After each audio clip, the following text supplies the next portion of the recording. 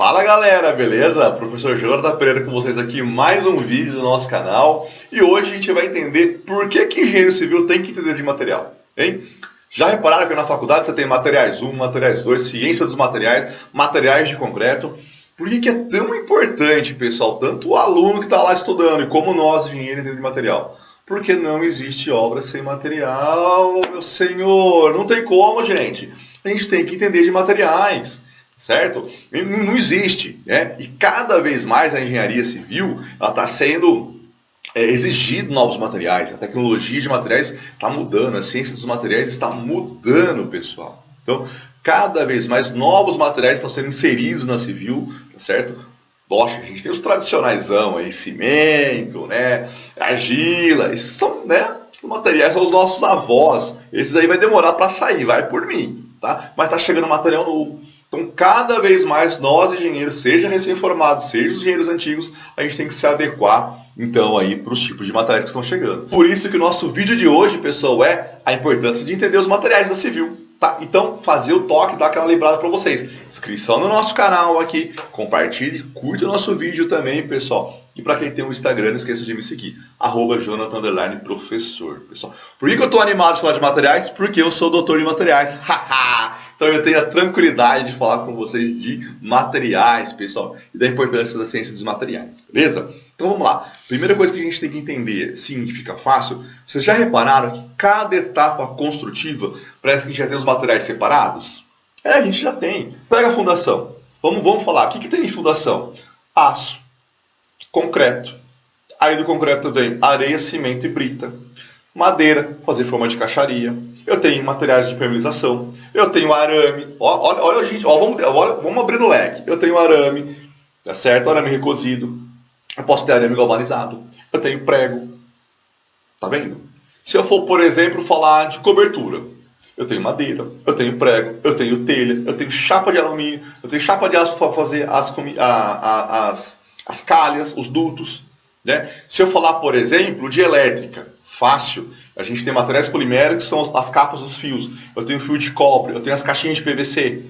Então, quando a gente começa a analisar, galera, as etapas construtivas, meio que eu já tenho um grupo de materiais compostos ali. Beleza? Ah, Jonathan, mas na fundação a gente tem, por exemplo, estacas pré-moldadas, sim, de concreto, que é cimento, areia e água.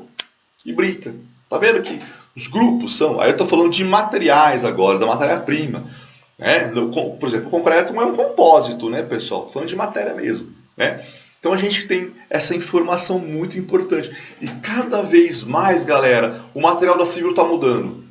Mas está mudando muito rápido para a gente precisa acompanhar. Beleza? Então vamos entender como que a gente faz essa análise de materiais, como a gente classifica, quais são os pontos importantes para a gente discutir quando falar de materiais de construção civil. Beleza? E vocês vão ver que, ó, não é bolinho não, tá? Então a primeira coisa que a gente faz é sempre, né, olhar o processo construtivo e classificar quais são os materiais que estão ali dentro. Né? Na era de orçamento também, vocês não estão livres disso não. Pessoal de custo e orçamento tem que entender de material. Tá? Bom, enfim, engenheiro tem que entender de material, acabou. Não tem como engenheiro não entender de material. Tá? Pronto, passamos uma regra nesse assunto. Vamos lá, pessoal. Como que a gente classifica então os nossos materiais? Tá? Trouxe umas classificações básicas para vocês aqui. Ó, em relação à função, eu posso ter materiais estruturais, materiais de vedação, materiais de proteção e materiais com função estética. Né? Então, se eu pegar para classificar o meu material, eu saio com 4 classificações básicas. Estrutura, ou ele recebe carga, ou ele veda, ou ele protege, ou ele tem uma função estética.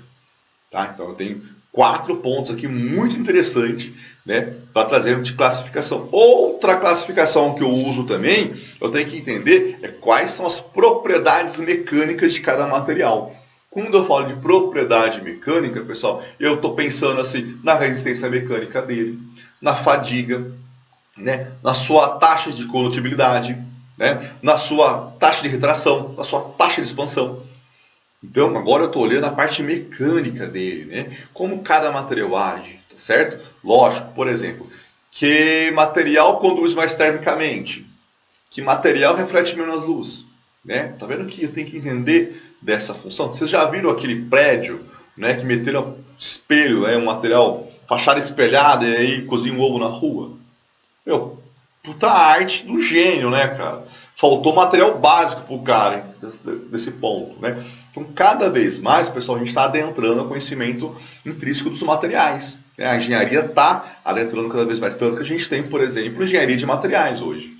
Né? Então, a gente tem uma engenharia que cuida só disso, beleza? Tanto que é importante para nós, tá? Então, vamos lá. Propriedade mecânica, eu preciso entender toda essa parte intrínseca dele, tá? Outra coisa que eu tenho que entender dos materiais, pessoal, é o seu nível de normatização. Será que esse material que eu estou utilizando, será que esse material que eu estou comprando, ele já está normatizado? Ele tem ISO? Ele tem uma NBR? Ele passou por algum processo de qualificação? Né? Ele tem selo de qualidade? Né? Ah, não, foi um material que foi desenvolvido e está no mercado. Então, para nós, engenheiros civis, eu tenho que me preocupar com isso. Não, é um material certificado, é um material de qualidade, né? E depois a gente pode fazer vídeo sobre PBQ-PH, Qualiab, ISO, aí a gente pode abrir um leque, tá certo? Principalmente para quem trabalha em órgãos públicos que precisam licitar, né? Compra de materiais, beleza? Então eu preciso saber se esse material meu é normatizado, passou pela norma, tem norma, está em aprovação, já foi aprovado, tem algum selo de qualidade, pessoal, que me dê a garantia de aplicar esse material. Né? Hoje, cada vez mais cresce um leque de materiais aí. Né? Alternativas para ser utilizado, mas está normatizado? Ele está garantido? Alguém garantiu ele? Passou, de repente, por um IPT, por uma Facom-Bauer da vida aí? Ele foi ensaiado, esse material? Né? Eu estou tranquilo de aplicar ele ou porque está na modinha eu vou aplicar? Então, nós temos que tomar cuidado com isso. Tá? Então, por isso que eu tenho que analisar dentro do quesito de normas também. Tá? Outra coisa, custo-benefício. Né? Eu não posso trabalhar com materiais ou processos sem levar o custo em relação. Né? Então, custo-benefício precisa compensar. E aí, galera, quando a gente fala de materiais e de custo, é uma loucura. Né? Se você pegar, por exemplo, eu tenho vaso sanitário de R$ 89,90, eu tenho vaso sanitário de R$ 8.000. Pô, mas o que eles têm de diferente? Qual que é a matéria-prima de cada um? Ah, é argila, processo de quem, o que faz um outro ser tão caro?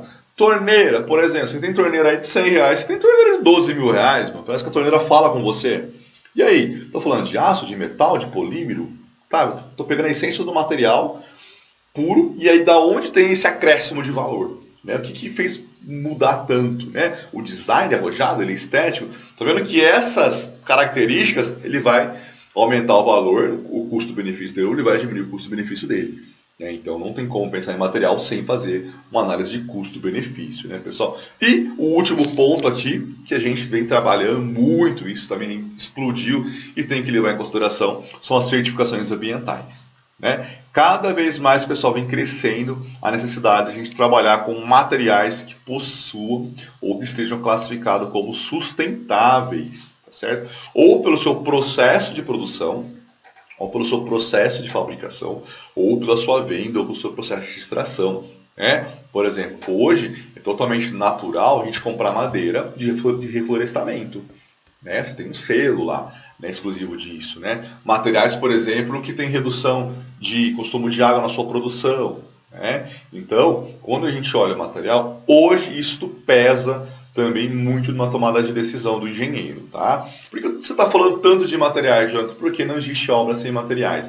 E eu, engenheiro de obra, entendo de materiais, eu, engenheiro de planejamento, eu, engenheiro de custo, eu, engenheiro de orçamento, todo engenheiro projetista, tá? Então, materiais para nós, pessoal, é normal, é corriqueiro. Então, sim, eu tenho a obrigação de entender dentro dele, tá certo? Então, por isso que a gente faz esses principais pontos. Então, se a gente falar de materiais de construção civil, principalmente do nosso meio, vamos fazer um resuminho aqui do que a gente falou aqui no vídeo, beleza? Vamos lá. Primeiro, classificar em relação à função. Aí eu tenho 4, tá? Estrutural, vedação, proteção ou estética. Tenho que lembrar a sua resistência mecânica. Como que ele vai agir em relação à tensão, flexão, taxa de condutividade, taxa térmica, retração, expansão, tudo, como que ele funciona mecanicamente, esse material, tá? Outro ponto, tem norma, tem selo de qualidade, posso utilizar e aplicar sem risco de colapso, certo? Então, por isso que eu tenho que classificar ele, se ele é normatizado ou em fase de normatização, né? Que fase que ele está, né? Custo-benefício, tentar entender essa relação custo-benefício e a relação ambiental que cada vez cresce muito mais para a gente. Beleza, pessoal? Espero que vocês tenham gostado desse vídeo aqui, tá? É um vídeo de expansão assim, sobre os materiais, a importância, né, dele, né, principalmente para nós engenheiros civis e para você que está estudando engenharia civil, e pessoal, abarcar, tá certo? De cabeça mesmo conhecer os materiais. Não tenha vergonha de fazer, dar a volta aí na Leroy Merlin da vida, CIC da vida, da Sigla, essas lojas de materiais. Faça um tour lá para você conhecer os materiais que a gente tem, beleza? Faz parte da nossa profissão, não tem como ficar fora disso, beleza? Eu sou o professor Jonathan Pereira, fiquei com vocês aqui nesse vídeo. Espero vocês então, galera, na nossa próxima aula, no nosso próximo vídeo. Não tem problema nenhum não, beleza? Valeu!